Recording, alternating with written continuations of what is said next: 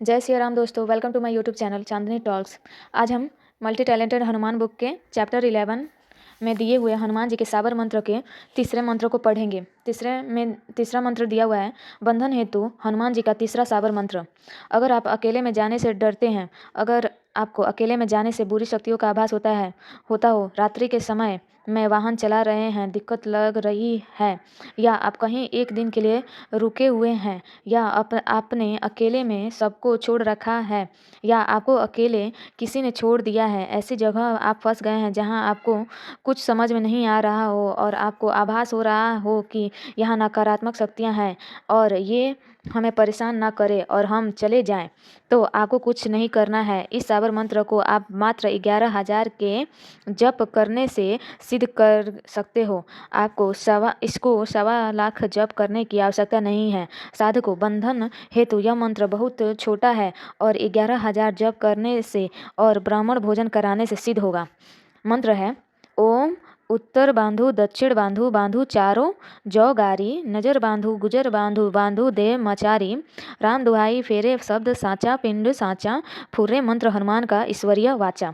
इस मंत्र को बोलने से आप बंधन कर सकते हो कुछ क्षण के लिए।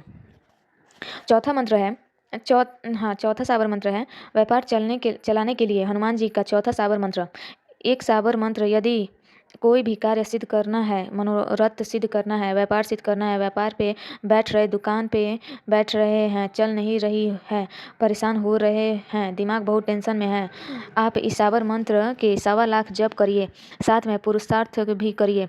इस बात को ध्यान देना है कि कोई भी साबर मंत्र बिना पुरुषार्थ के काम नहीं करता है। केवल मंत्र के बल पर आप सिद्धि नहीं पा सकते हो, मंत्र के साथ साथ पुरुषार्थ का भी आवश्यकता है। व्यापार चलाने के लिए साबर मंत्र है, ओम वीर बजरंगी राम लक्ष्मण के संगी, जहाँ जहाँ जाए फतेह करे डंका बजाए, माता अंजनी की आन हमारा काम सिद्ध करे, हमारी भक्ति गुरु की शक्ति, फुर्रे मंत्र ईश्वरीय वाचा। इस मंत्र को बोलने से आप अपने व्यापार में एवं किसी भी प्रकार के मनोरथ की सिद्धि कर सकते हैं।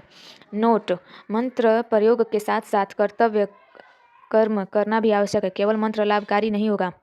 एक और नोट दिया हुआ है, मंत्रों को सावधानीपूर्वक ब्रह्मचर्य की परंपरा से ब्रह्मचर्य के साथ अनुष्ठान में सिद्ध करना है।